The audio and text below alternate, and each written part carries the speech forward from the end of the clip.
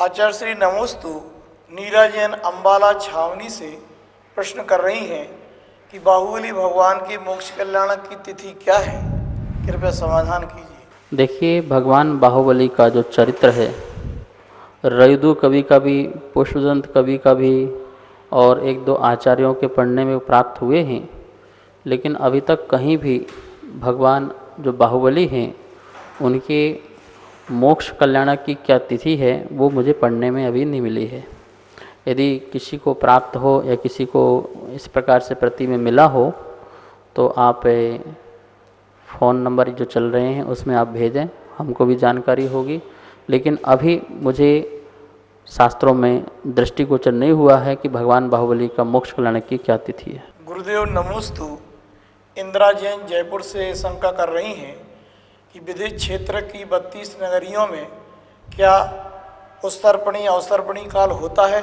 विदेश क्षेत्र की जो नगरियां होती हैं 5 विदेह होते हैं और उसमें 160 नगरियां हो गई, क्योंकि एक उपविदेह में 32 नगरियां होती हैं और उसमें उत्सर्पणी अवसर्पणी का काल का परिवर्तन नहीं होता है। क्यों नहीं होता है? क्योंकि वह भरत और ऐरावत क्षेत्र की आरखंड में ही होता है। तो कौन सा काल होता है? सदा चतुर्थ काल होता है और आदि जैसे भरत और ऐरावत क्षेत्र में उत्सर्पणी और अवसर्पणी के जो आदि का समय है, मतलब कि जैसे अवसर्पणी का आदि हो गया और उत्सर्पणी नीचे से बढ़ते हुए जो लास्ट का हो गया, मतलब जो जहाँ पे 500 धनुष की काया होती है वैसा आदि का जो काल है वही काल सदा उन नगरियों में रहता है और कोई वहाँ पर घटा बढ़ी नहीं होती है। हमेशा 500 धनुष की काया वाले शिवमंदिर स्वामी आदि होते रहेंगे और आदि काल के समान ही चतुर्थ काल का जो आदि काल होता है वही काल वहाँ पर सदा रहता है। ठीक है ना? तो भरत ऐरावत क्षेत्र के आरखंड में जो काल का परिवर्तन होता है वैसा काल का परिवर्तन वहाँ पर बिल्कुल नहीं होता है। भरत ऐरावत क्षेत्र का अवसर्पणी का जो आदि का जो काल है वही काल जो है सदा ही जो महाविदेह की नगरियां हैं वहाँ के आरखंडों में वैसा काल होता है।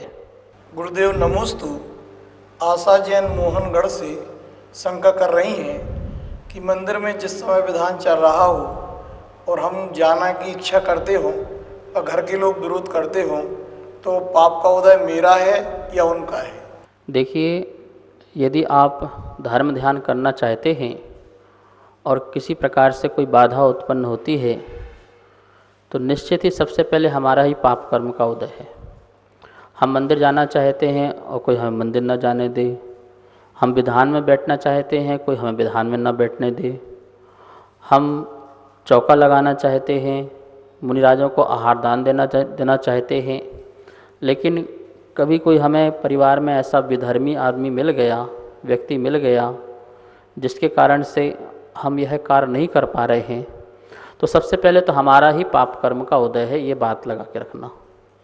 कहीं न कहीं हमारा दर्शनावर्णी कर्म का उदय है, कहीं न कहीं दानांतरा कर्म का उदय है, जिसके कारण यह सामने वाले से निमित्त बने हैं। और वो व्यक्ति यदि उसके से भाव हैं रोकने के तो उसका निश्चित ही उसका पाप कर्म का उदय है और पाप का बंध बांध रहा है, वह आगामी पाप का बंध बांध रहा है। अब आप कहते हैं कि यदि हम जाते हैं ज़बरदस्ती करके तो हमारे घर में परिवार में झगड़े होते हैं, लड़ाइयाँ होती हैं, तो उसमें हमें क्या करना चाहिए? देखिए, यदि इस प्रकार से झगड़े आदि होते हैं तो आप अपना पाप कर्म का उदय समझ करके आप झगड़े आदि मत कीजिए।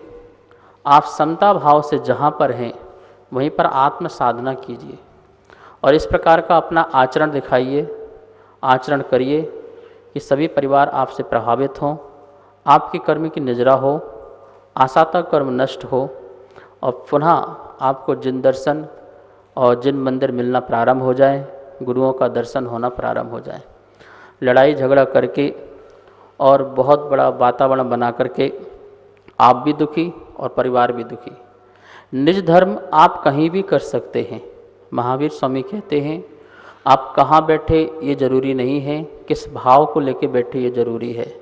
आप अपने घर में भी, जंगल में भी, सीता जंगल में रही, सती अंजना जंगल में रही, तो क्या वहाँ मंदिर नहीं मिला तो धर्म नहीं हुआ? धर्म अपना आत्मधर्म है। आप आत्मधर्म कर सकते हैं। भगवान को नमोस्तु करना कोई मना नहीं कर सकता, पंच परमेष्टि के प्रति भक्ति करना कोई मना नहीं कर सकता। सम्यक दर्शन नरक में हो जाता है जहाँ मंदिर नहीं है, जहाँ चैत्यालय नहीं है, जहाँ गुरु आदि नहीं है, तो क्या वो धर्म ध्यान नहीं है? सम्यक दृष्टि का वहाँ भी धर्म ध्यान है। तो इस प्रकार से हम अपना पुरुषार्थ अच्छा करें, सम्यक रूप से करें। आप अपने कषाय कम करें जिसके आपका घर का वातावरण बहुत अच्छी तरीके से हो जाए, और वो स्वयं कहें कि हमारे पाप कर्म का उदय था, हमने आपको मंदिर जाना रोका, आपको धर्म ध्यान करने रोका, हमें क्षमा करें। इस भाव में नहीं, किसी और भाव में क्षमा मांगेंगे। इस प्रकार का आप पुरुषार्थ करें, समझाने का प्रयास करें अथवा मध्यस्थ भाव रखें। नमोस्तु नमोस्तु महाराज श्री। मैं राकेश जैन, न्यू रोहतक रोड, दिल्ली से। महाराज श्री, ये अष्टानिका पर्व कैसे मनाए जाते हैं? अष्टानिका जो पर्व है यह एक महापूजा है और इसे हम लोग बड़े ही धूमधाम से मनाते हैं। जैसे देवी देवता लोग नंदीश्वर द्वीप में जाकर के जो 52 आकृतिम चित्यालय हैं चारों दिशाओं में, उनकी वहाँ पर वो दिन रात 24 घंटे भक्ति करते हैं, आराधना करते हैं, पूजा पाठ करते हैं। हम मनुष्य लोग अपने 2.5 दीप को छोड़ के तो नहीं जा सकते हैं, लेकिन अपने मंदिर में ही वह नंदीश्वर दीप की आराधना कर सकते हैं। आजकल अष्टानिका पर्व में सिद्ध चक्र का बड़ा महत्व है, क्योंकि मैना सुंदरी की घटना घटी और उनने मुनिराज ने सिद्धों की आराधना का कहा, इसलिए अष्टानिका पर्व में सिद्धों की आराधना प्रारंभ हुई। वैसे तो यह नंदीश्वर दीप विधान होना चाहिए, जहाँ पर हमें आकृतिम चित्यालों की पूजा वंदना आदि करना चाहिए। ये महापूजा है। यदि महापूजा यदि आप अपने परिवार से कराते हैं और करते हैं तो बहुत अच्छी बात है, वरना जहाँ महापूजा हो रही है उसमें आप शामिल हो सकते हैं और आराधना कर सकते हैं।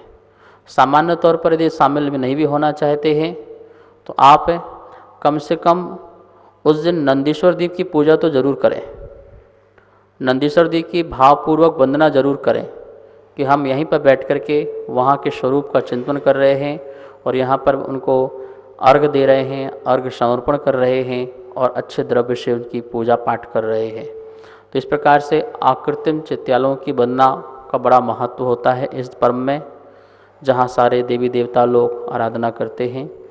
आप भी उस दिन यह कार्य करें अथवा सिद्धों की आराधना करें, सिद्ध भगवान की पूजा पाठ करें, सिद्धों को अर्घ समर्पित करें, स्वयं सिद्ध बनने के लिए इस प्रकार से पुरुषार्थ करें।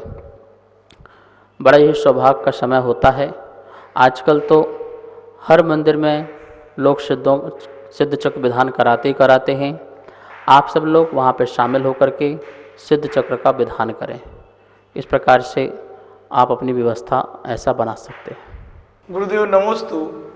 श्रावक शंका कर रहे हैं, विदेश क्षेत्र में क्या सामान्य मनुष्य रहते हैं? कृपया समाधान कीजिए। विदेश क्षेत्र में भी सामान्य मनुष्य रहते हैं, विशेष तो रहते ही रहते हैं, लेकिन सामान्य मनुष्य भी विदेश क्षेत्रों में होते हैं, क्योंकि सभी विशेष तो हो नहीं सकते हैं कि सभी विशेष होंगे और सभी मोक्षगामी होंगे, ऐसा नहीं है। वहाँ पे सामान्य मनुष्य भी अपना जीवन यापन जैसे कर्म भूमि में होता है, वैसा वो भी कर्म भूमि में कर्म योग करके, कर्म कार्य करके अपना जीवन यापन करते हैं। सामान्य मनुष्य की भी वहाँ व्यवस्था होती है। सभी को सादर जय जिनेन्द्र। हमारे पास तत्वार्थ सूत्र के प्रथम अध्याय की पुस्तक छपकर आ चुकी है, जिसमें चित्रों और स्लाइडों के माध्यम से सरलीकरण करके अर्थ समझाया हुआ है, जो आचार्य श्री के श्रीमुख से समझाया गया है। और जो भी महानुभाव इस तत्वार्थ सूत्र की प्रथम अध्याय की पुस्तक को मंगवाना चाहते हैं एवं द्वितीय एवं तृतीय अध्याय की पुस्तकों को छपवाना चाहते हैं, वो नीचे दिए गए नंबर पर संपर्क करें। एवं जो भी पुण्यार्जक बनना चाहते हैं वो भी नीचे दिए गए नंबरों पर संपर्क करें। धन्यवाद। जय जिनेन्द्र।